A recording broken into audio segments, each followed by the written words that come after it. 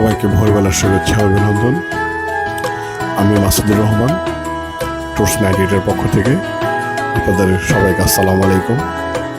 আজ আমি আমার পাখির চোখে আপনাদের দেখাবো ভোরবেলার সাভারের কিছু দৃশ্য। জাহাঙ্গীরনগর সোসাইটির কোনো একটা উচ্চতায় থেকে আপনাদেরকে দেখানোর চেষ্টা করছি আমার সাভারটা কেমন, কোথায় পানি আছে, কোথায় সামান্য কুয়াশা দেখা যাচ্ছে, কোথাও নতুন বাড়িঘর হচ্ছে, উঁচু উঁচু দালান হচ্ছে। সব কিছুর মাঝে হারিয়ে গেছে আমার পাখিটি। আমার পাখির চোখে আমি দেখছি আজকের সাভার। আসলে দেখতে খুব সুন্দরই লাগছে আমার কাছে। তো বন্ধুরা, এর পরবর্তীতে আমি আরও চেষ্টা করব আপনাদেরকে ভালো ভালো কিছু দেখাতে। আসলে মেঘের ছায়া, কুয়াশা আচ্ছন্ন,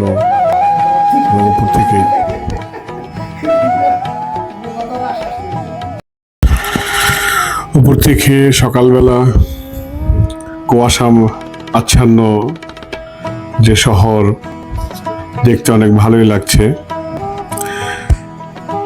আমি আমার যে ডিভাইসটা আছে DJI Neo 2, তারই মাধ্যমে এই ভিডিওটা করেছি। এর পরবর্তীতে আপনাদেরকে সাভারের বিভিন্ন স্থাপনা পাখির চোখে দেখাবো। তো আপনারা সবসময় আমার সাথেই সবসময় থাকবেন।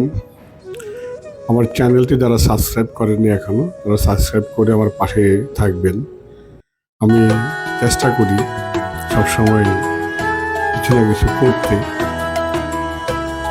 আসলে শখের বশে অনেক কিছু করা হয়। আমি ড্রোন দিয়ে আমাদের সাভারের জাহাঙ্গীরনগর সোসাইটির ভিতর থেকে তালেশ্বর, সোবানবাগ, জামসিং, আশেপাশের যে এরিয়াটা এবং জাহাঙ্গীরনগর এরিয়াটাও দেখা যাচ্ছে না, দূর থেকে বোঝা যায় যে এটা কুয়াশার জন্য দেখা যাচ্ছে না। তো দেখানোর চেষ্টা করি।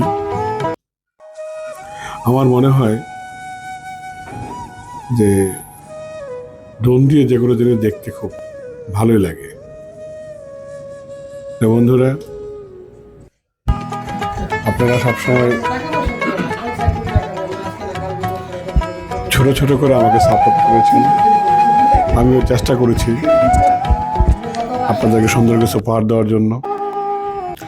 ভোরের সূর্য উঠছে আকাশে, লাল টকটকে সূর্যটা চারিদিকে লাল লাভা ছড়িয়ে পৃথিবীকে আলোকিত করছে।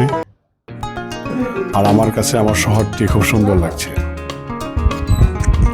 এটাই সাভার এবং এটাই চারপাশটা যে বললাম, সোয়ানবাগ, জালেশ্বর, জামসিং, জাহাঙ্গীরনগর সোসাইটি, আশেপাশে মিলিয়ে মাঝখানে সাভারের বাজার রয়ে গেছে, কাঁচা বাজার আছে, বাস স্ট্যান্ডে মার্কেট আছে।